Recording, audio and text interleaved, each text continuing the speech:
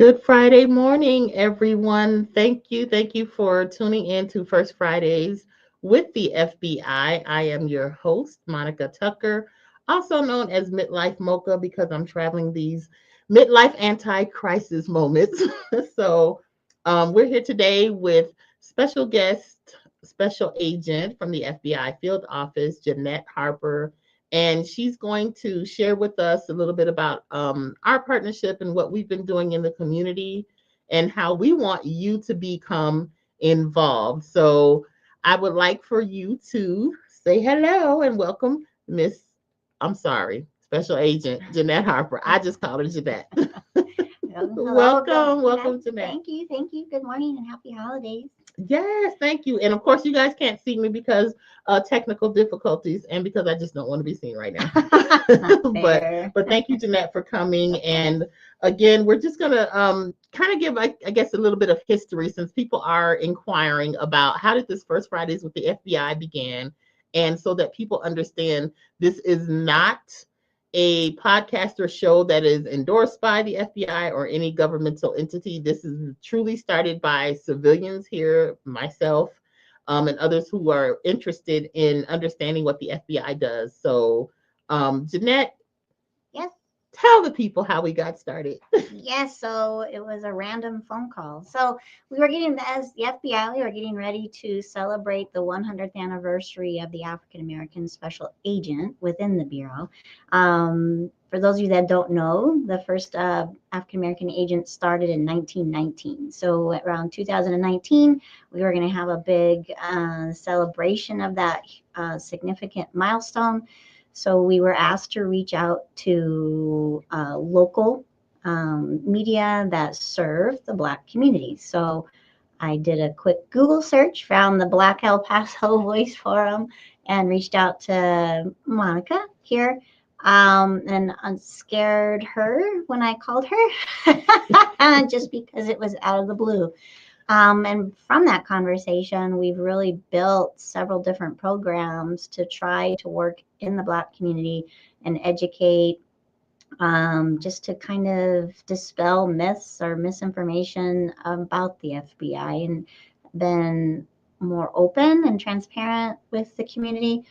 We've done several things. Like I know in February of 2020, yes, we highlighted for Black History Month 20, it happened to be a leap year, so 29 agents across the FBI, African American agents, and we did videos on all those individuals. So we still have those if you'd like to go back and look at those.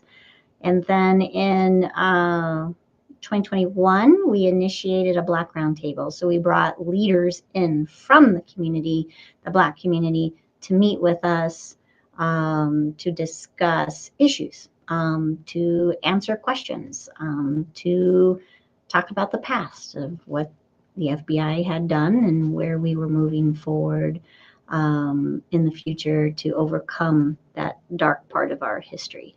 And then we've started this podcast. So we just finished our third year and embarking on our fourth year as a means of pushing out information on how you can protect yourself for scams, talk about recruiting, just meeting people in the FBI to realize that we're just normal, everyday people. Like I'm from El Paso, grew up on the northeast side of town, Andrews graduate. This is my community, and I'm here back in El Paso trying to give back to the community that raised me. Thank you, Jeanette. And again, I know you guys probably can't see me, but I want to make sure you guys see Jeanette's beautiful face. It is true. We just when she first contacted me, I was a little leery, but this has grown definitely into a great relationship to where the FBI is all about making sure that our community and our nation is safe, and we want to share that information with everyone. So we want to make sure that you know that the FBI is here for us, for the community, and to dispel the myths. And that's what we're about to do right now. And Jeanette's going to help share information about what the FBI is doing here. And we'll come back a little bit later with some more information about what's coming up and what we plan to do in 2025. So, but I thank you for sharing. Of course, our the origins of our partnership, and we're Yes. going to get deeper into that. Maybe next year we're going to do something special. Yeah. But when it comes to the community outreach, and I want to get directly into that. Mhm. What specific programs have the FBI implemented to address issues such as human trafficking and elder fraud within the Black community? So we're trying to do it in different ways. Of course, the main one is being invited by agencies or private citizen like organizations to give presentations, right? Right. So we will go to a church group, we will go to a nonprofit, we will go talk to schools about this sort of thing. We've had some web streamed events for at churches, so that people across the nation can learn about elder fraud. We've worked with so we're trying to do different things. We do a monthly column. We're in the community talking. If you invite us, you can always invite us. Our office has a web page for the FBI.gov, but search for El Paso, and there's a speaker form in there where you can request for us to come out. We're more than willing to come out and talk about different things like human trafficking. We work with a lot of the nonprofits here. We work with a lot of the hotels, a lot of the airlines to give them red flags and what to look for human trafficking. But then we also focus on how you, as parents or grandparents, or thinking about being parents, or just even young adults on social media, how you can protect yourself from sextortion, financial sextortion. What are some of the plethora of scams that are out there? Like right now, it's holiday season, package delivery tech scams. Like, what can you do to protect yourself? Because we as Americans are being targeted because we have so much more wealth compared to other countries.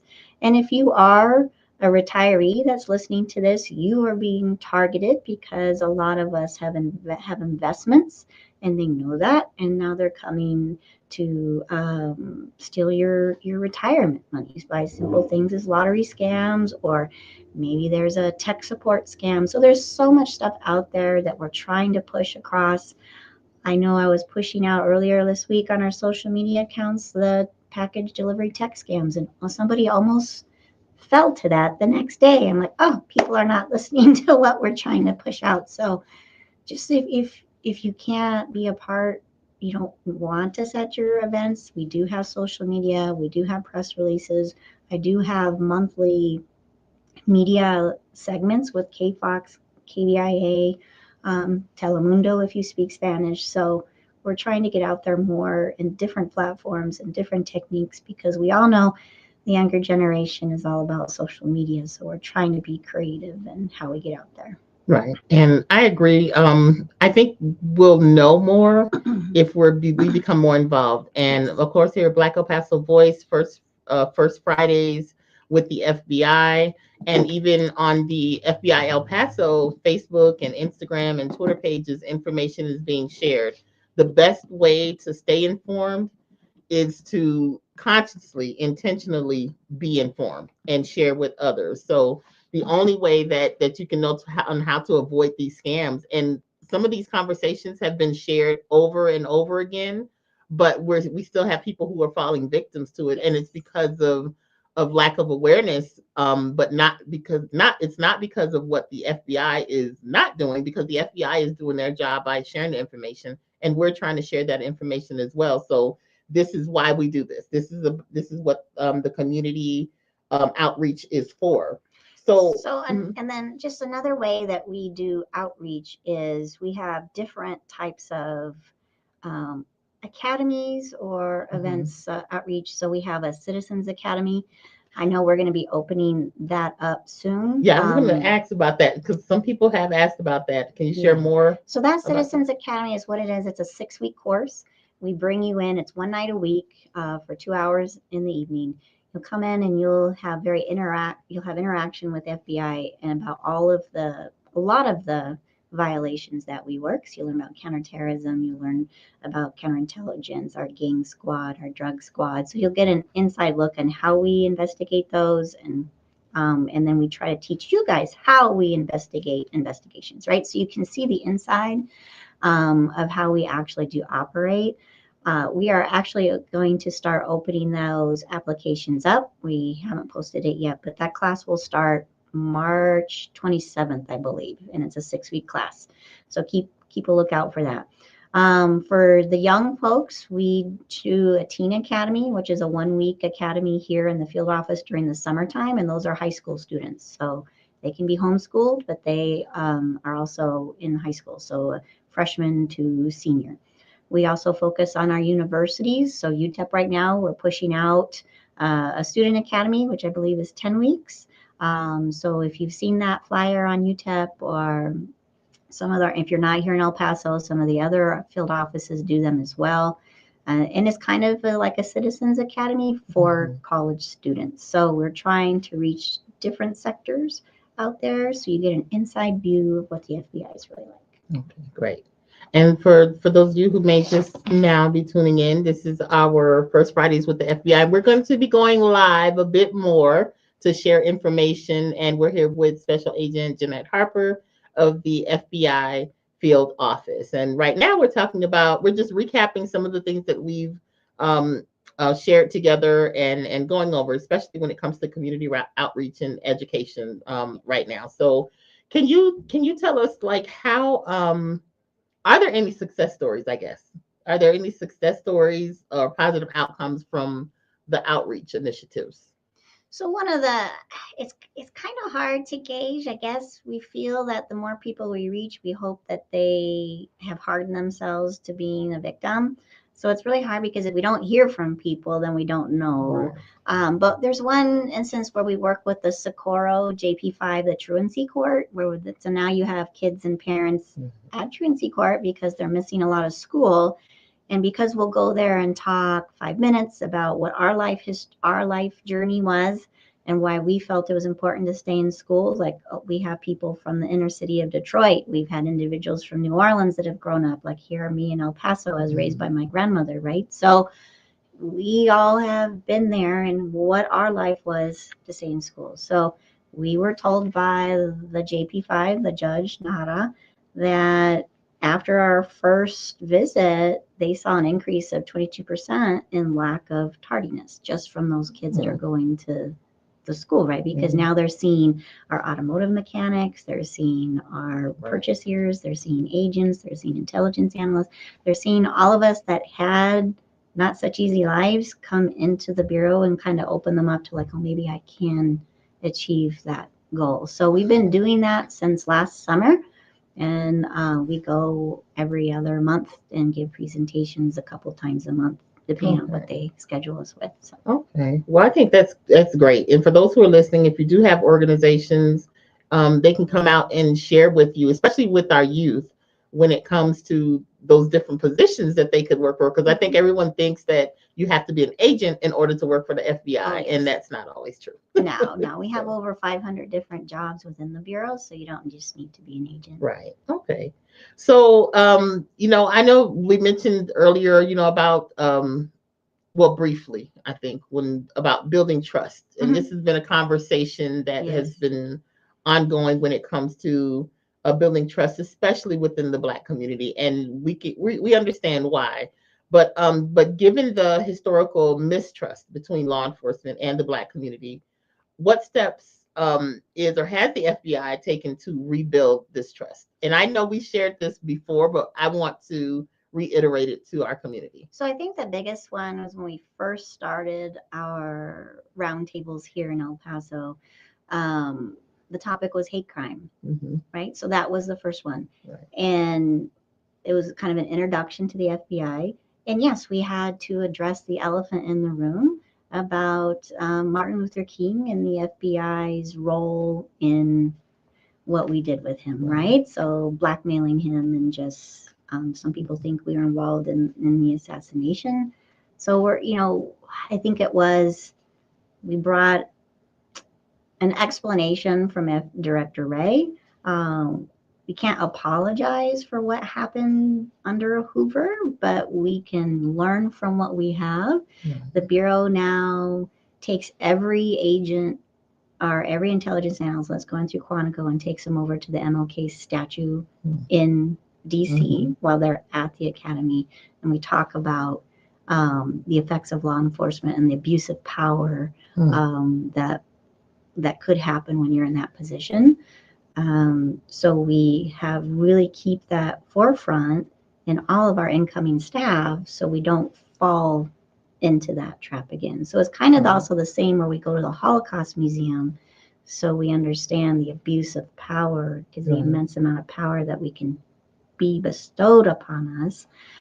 We don't want to abuse that and then not serve the people in our community, right? So that's what we discussed. We answered questions. We had a very open, candid, yes, our history is not going anywhere.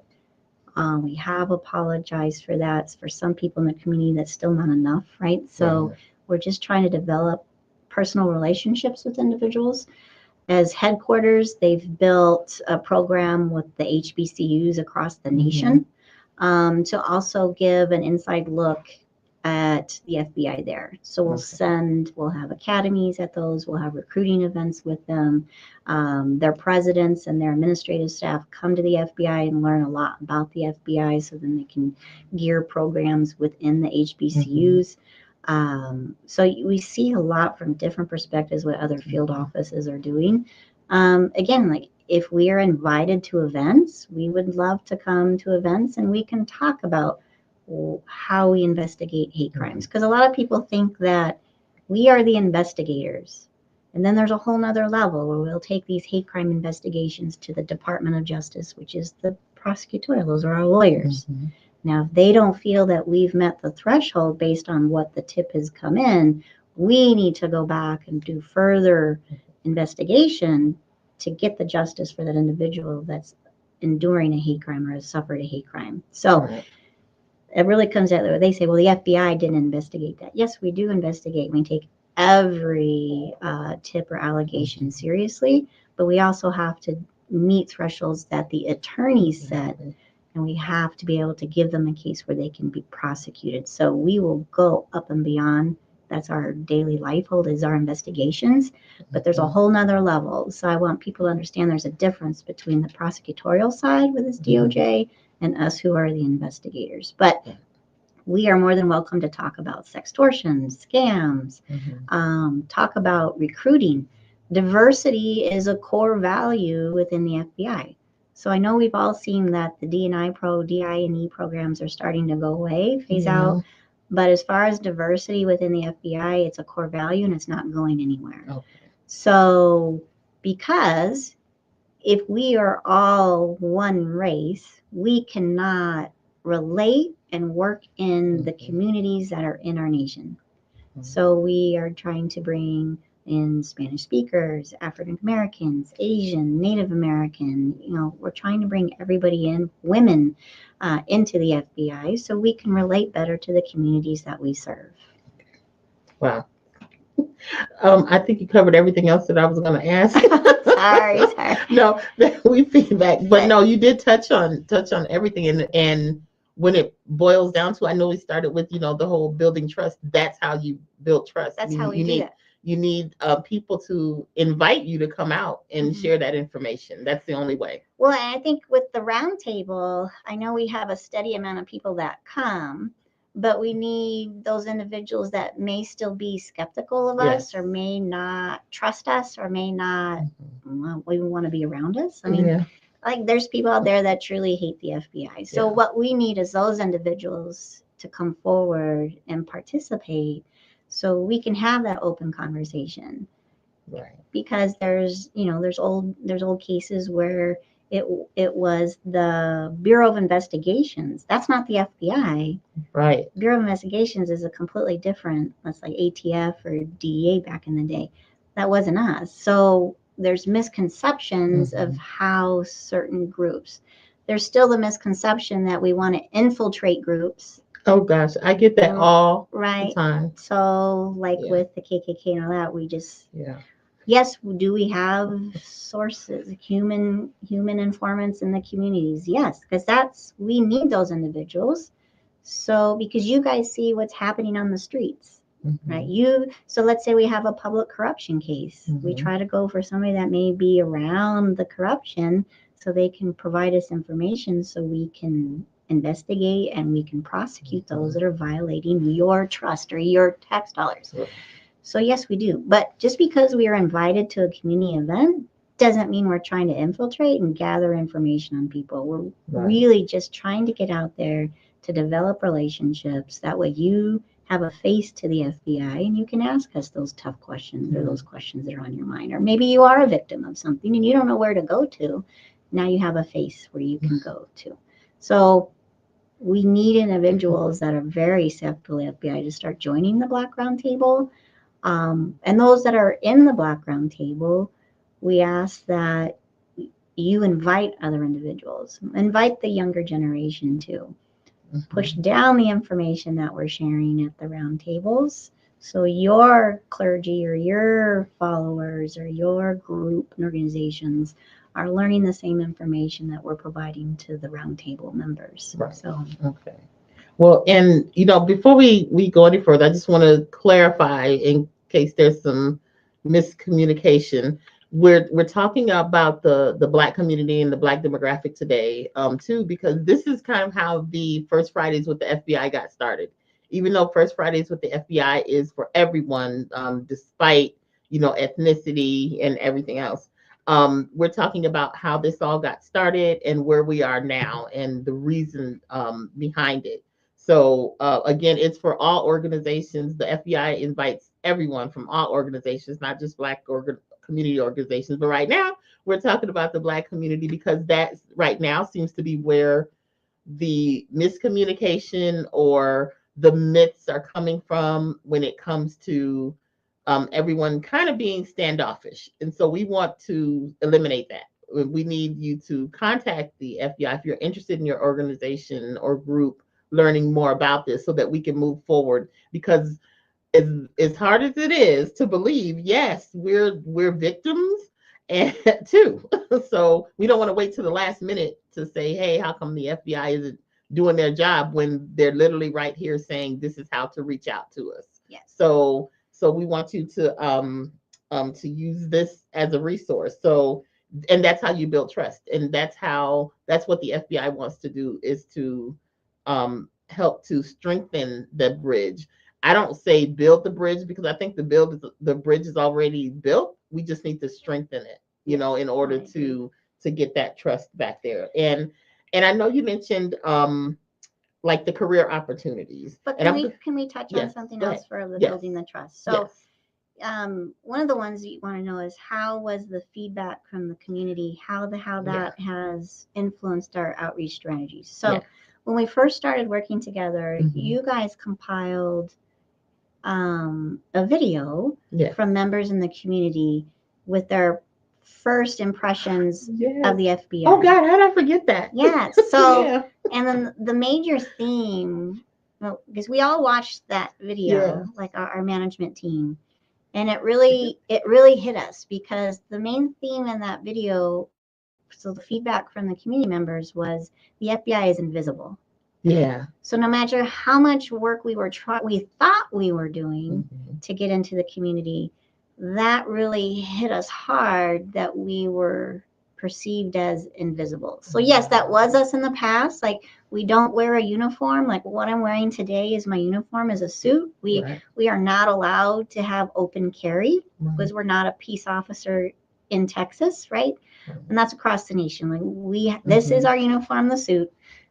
So we're not out there like police officers or deputies, right? So yeah, that could give us an appearance of being invisible. Right. So we've really taken that to heart to figure out how can we get out there and make a bigger impact. So yeah, believe me, that hit hard from day one, and that was what 3 years ago you gave us that. I forgot that. Yeah.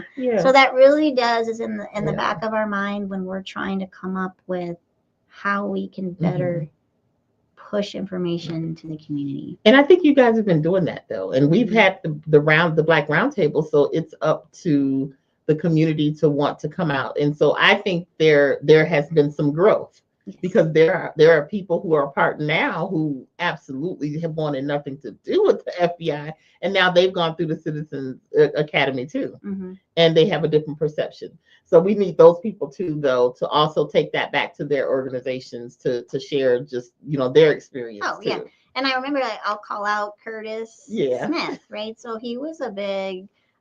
He had reservations, but he joined the Citizens Academy, and I Mhm. remember the first night he was at Citizens Academy, and we talked about hate crime in our history of the FBI, right, and the violations for civil rights Right. that had occurred. So but now he's a friend, but Yes. also a proponent of the FBI. So I think it Yeah. works when you meet individuals and Yeah. you develop a personal relationship because we're all just human beings, all trying to do the right thing and help protect one another. Right. And I guess that leading to the other area when it comes to building trust is building trust and kind of gauging how the community is perceiving the Mm-hmm. FBI. It still has a lot to do with just being present, the community being present to hear what you have to say too, though. Yeah. So that you can gauge if your works, if your initiatives are working when it comes to reaching out, which again, with the Black community, I think it's working on your part, but on our part, it's like we have to do some more community outreach ourselves to encourage people to be a part of it and to reach out to you Yeah. So guys too. I know that, and I know we had talked about this before, but those big critics in the community, those ones that just cannot stand the FBI because of past Yeah. violations and atrocities, however you want to Hmm. describe it, right? Um, and then those individuals that may be really trusted in the community, like your word goes a long way, but yet you won't come and learn about us and ask us those questions and try to develop a conversation with us. So Right. if you are one of those individuals that's a staunch FBI hater, I guess you could say, or have reservations about us or just do not trust us, and you pass that on to other impressionable people in the Right. community, then no matter what we do, we can't overcome that trust because one person is possibly killing and a possibility to fix that or strengthen that bridge with 20 to 50 to 80 Hmm. other people Right. just based off how much respect that person has in the community. So Right. it's hard. So we're trying to overcome that within the Black community as well. We don't expect it to be an easy fix, but day by day, we try to work Right. together and try to foster that relationship here. Now, is it going to be harder in other cities like Chicago and New York and yeah, and in the South? But here in El Paso, I think we have a better possibility of We fixing that do. relationship. I think we do. And I think we're going to, dig a little deeper. I think that's what I want to do towards the end of this year, figure out a better way for us to engage, I guess, a little bit more with our Black organizations, Mm-hmm. our Black centric organizations and individuals who can make a difference, including those, like you said, the naysayers, Mm-hmm. those who kind of fight us on it too. Um, I know I've been told to, oh, Monica, you need to be careful because they're trying to infiltrate the Black community here. No, I'm like, that's not what's happening. And us no. after these last 3, 4 years, that's not what's happening. I've learned so much. And so many people that I know have, listened to, they may not come out to some of the events, but they visit the FBI website. They're listening to what you're saying when it comes to being aware, Right, situational awareness and all that. So they're learning. right. That's I good. just want them to come forward and let us know, let Yeah, us know yeah. that too. So so I think that kind of covers the challenges that we face when it comes to developing the trust and how we and how you address them. And the best, to me, one of the best ways to address it is for us to be actively involved too, because you can only do so much. Mm-hmm. So now I one part of the conversation over these years that we've had that I love to talk about are the career opportunities. Oh, yes. Because I always thought you had to be an FBI agent in order to work for the FBI. No. So I think even with the young people, especially if they know that, I think they'll be more apt to want to, try to strive towards that and to make sure what they're doing now kind of helps them to get into that position. So can you share I guess a little bit more about the career opportunities, that the FBI offers that actually may appeal to I guess not just the Black community, but the entire community and especially our young people. So yeah, I'm not gonna just talk just to the Black community, but because like I said, our core value is diversity. Yeah. So diversity and inclusion. All of our jobs. We of the 38,000 people that work in the FBI. Yes, worldwide, we only have 38,000 employees with the FBI. Now, of that, it's only almost 14,000 are special agents. So look at all the other professional staff that we have that support the agents, right? The FBI is not just agents. We can't do our job without everybody else. So, looking at how it's like if you're following what's going on with the younger generations, because we're following what Gen Z is doing now, and we got to focus on Gen Alpha, because those are going to be the future members of the FBI. So a lot of kids now, young adults, are starting to focus more on trade jobs, right? So why should we go to college and incur that debt when I can go become a mechanic, an HVAC, right, or electrician? So they're going to trade jobs. So we have to focus on that. So yes, the FBI has engineers, we have IT specialists, we have radio communication individuals, we have telecom individuals that work on our phone systems, we have auto mechanics. And yes, auto mechanics are not just men. We have a female auto mechanic here in El Paso. So because agents, we have vehicles that we use. So we have a fleet that needs to be upkept. So if you want to be a mechanic and you're going to go to Western Tech or some of those other schools to get your credentials, look at coming over to the FBI. We have individuals that are graphic designers. We have multimedia specialists. We have myself, the media person. We have HR specialists. So you don't have to wear a gun to be in the FBI because we are employees too. So we need ombudsmen. We have psychiatrists. We have clinicians that worry about our employee assistance programs to help our mental health as well. We have budget analysts. So you have to think of all the different things that are out there. We have over 500 to 700 different job titles and series. So if you're curious, all of our jobs are housed on fbijobs.gov. Don't go to USA Jobs, it's fbijobs.gov.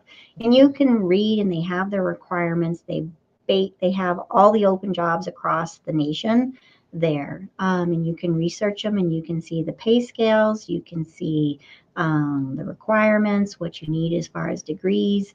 And then we're also getting ready for those of you in college, we're getting ready to start canvassing for the honors internship program that's coming up for 2026. So we're already full this year, but for 2026, and you get a top secret clearance. So even after you're done with the 10-week paid internship, you can stay on and do 20 hours a month, and that way you keep your clearance, and that helps you participate in the bureau, get to know the bureau.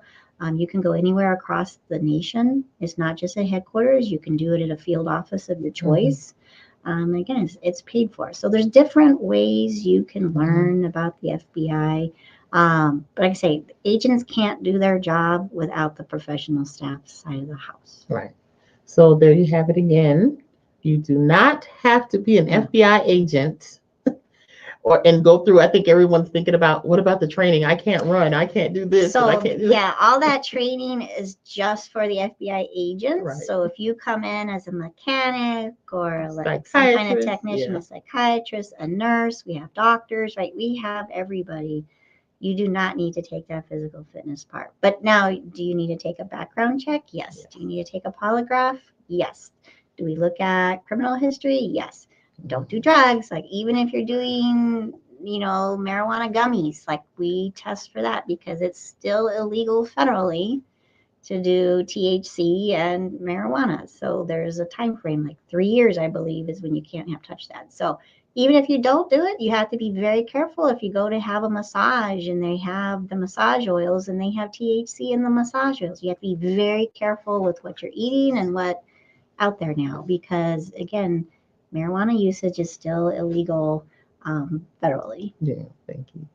And thank you, Real Talk with Marcus McCoy. He said great information. Oh, hi, Marcus. Yeah. So, and he's one of the greatest Yes. supporters too of the FBI, and he'll be sharing that information on his podcast too, because like me and others, he learned a lot too, Yes. just by interacting with you all too with the FBI. So we Yeah, want to so he definitely doesn't share turn away and run from the FBI that. when we're in the No. room anymore. He actually gives me a hug. Yeah, see, that's good.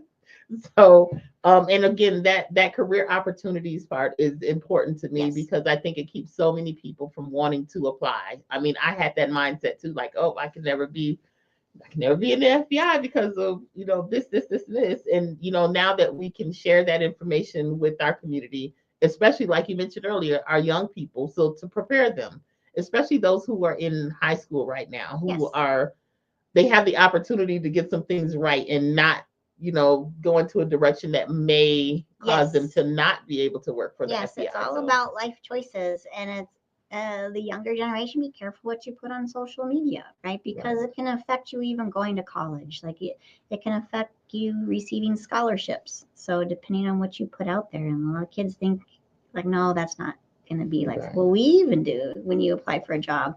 Mhm. Excuse me. They Wow. look at our social media as well. So Yeah. it's there and it's not going anywhere. But I think if you're interested in the FBI, I think with the Black community, I think a lot of individuals didn't join law enforcement just because of the historical mistrust with law enforcement, Yeah. right? Yeah. So we have about 22% of our population in the Bureau is African American.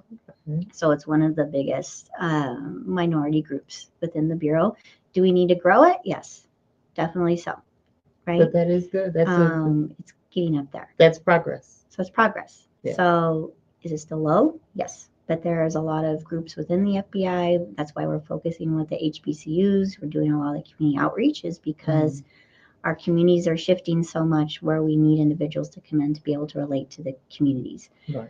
But I know it's also hard for them because now, if they are a part of law enforcement, what are they facing from their families or their friends of like, well, now you're on the other side, right? So then now they're going to have to deal with that kind of. Yeah. But if you have that desire to protect your nation, or you're that desire to protect your community, you shouldn't let anybody tell you no. Right. If you want to be able to proceed, like, I'm 5'3", I was the smallest person in my class. Like, am I going to be first in the door? No. But am I going to have 50 people behind me? Yeah. Right. Right. This voice is not intimidating by any means. So yeah, not going to be the one calling people out from the house. Yeah, so don't let anybody tell you if it's something you want to do. Don't let people tell you no, you can't. Right. Wow. Or don't Okay. assume that the FBI doesn't want anything to do with you, or you wouldn't meet their expectations, because I thought the same thing. Yeah. Don't assume that. Give it, strive for that, and go for it. Right. And again, I'm so grateful for the work you all are doing in the community, especially within the Black demographic, as well. And like I said, this is we're talking about this demographic because of how we got started, and I think it's a great recap to see where we've come from there. But so in discussing the future Yes. and where we want to go, because we don't want the partnership and the information sharing to end. No. So, what are the goals for the partnership, in the next few years? And like, how do you kind of envision the role of companies like ours, like multimedia outlets and publications and podcasts? How do you envision that, when it comes to involving those, organizations in your outreach efforts? So I think with let's be realistic, the smaller media outlets, have a lot of power now, right? Anybody can choose where they want to go right now for their viewers. So I think for us, we can't, as the FBI, we can't just rely upon the big media outlets, right? Your NBCs, your ABCs, right? We need to go to the smaller podcasts, the smaller publications, because we want to, as well as keep with the bigger ones, so we can branch out. We need to get better about doing short video PSAs that catch people's attention. I know we've been talking about trying to do those for a while. I know. We got to do that. I'm trying to find an actress on my side of the house. Not me. No. So I think just gearing how we reach our viewers, our possible new viewers, based off what the trends are. Right. We always have to think about that. Businesses are doing the same thing. Like, how do we reach our customers? How do we get new customers? So how do we reach a wider audience? How do we reach a younger audience? How do we make it impactful? Because we know generations have changed. It's not about what I can do. It's about what can they do to help me, or what can the business do to change social impact, right? So we have to adjust. So if you are a small publication, or if you are a small podcast, reach out. Like, I have an email address. Monica can put you in touch with me. And we're willing to do radio. We're willing to do podcasts. We're willing to work on PSAs with somebody. We're willing to do short little videos on social media. So it's gone are the days of the traditional media, and we have to adjust with it. So I think that answers your question. That definitely answers. And another goal is just to grow the roundtable. Yes. To grow it, because we need it to include younger individuals from the younger generations, because Gen Z is completely different than Gen X, right? So, and of course the boomers. So we need to look at the Gen Zers and the alphas, right? So when all that, and we have to learn their new language. New language. It's there's so much. It's hard. So I learn one, and then another one comes along. I tell my daughter, so I start trying to use the words, and they're like, "Don't, that's cringe." And that's why we exist, to make sure we understand what they're talking about. Well, and like you mentioned with the Black Roundtable, I know we're going to continue the initiatives. So, but can you share, I guess, some upcoming events or initiatives that you'd like to highlight, to let everyone who may view this know, not just the Black community, but everyone. We have our military spouse community, our military youth, all those, here in El Paso. So like I said earlier, our Citizens Academy is going to be open shortly for applications. So if you're interested in joining the 6-week class, the UTEP Student Academy should be starting in March as well. So if you're a UTEP student, go to the Career Center. I think they've already started publishing that. If you're in the UTPB, the Permian Basin, they are having a student academy as well. And I believe that's starting in March. If you're not following our social media accounts, please do so. We are on Instagram now at FBI.elpaso, I believe it is. We are on Facebook for our older generation. And of course, X, right? So follow those accounts. We're always putting information out daily. We're trying to come up with new content. Reach out if there are ideas that you want us to cover, because I'm constantly trying to come up with content for our social media. And I'm sorry we can't be hip and fun and have cool videos, but we do have to have somewhat of a professional appearance, right? So we can't do a lot of what the social influencers do. Now, if we can get social influencers, maybe that's a next step of getting with them and trying to push out. So if there's some Black influencers out there on social media for the community, that might be another step, Monica, that we work with.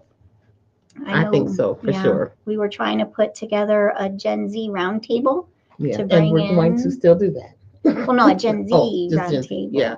So we can bring in members of Gen Z, so we can focus on how we can communicate with them. Is my daughter Gen Z? I don't even know what is Gen Z. What age is that? Oh, from 27 and above, I believe. Really? 27 Okay. years old is kind of on the cusp Okay. of Yeah. alpha Gen Z. So Yeah. Okay. probably anyone in their mid 20s to early Right. 30s at this point. It's hard to keep track. Okay. So I Uh, think that like those are some things we have to look at. So the FBI is not just looking. You may yeah. think we're just law enforcement, but we're looking at how society is changing and Mhm. how we need to communicate with different generations. Right. So we're not just this old stoic, organization that we have been over the last 116 years now.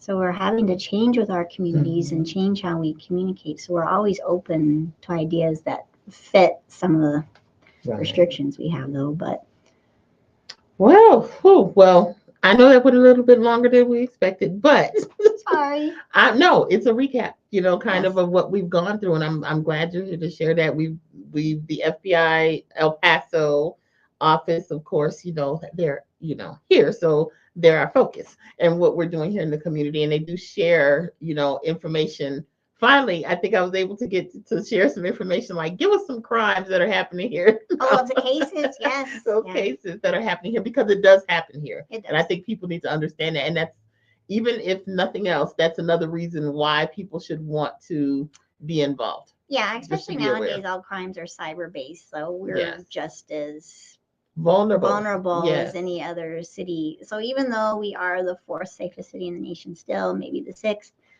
we're still reasonably safe compared Right. to other cities our size. Right. It does still happen here.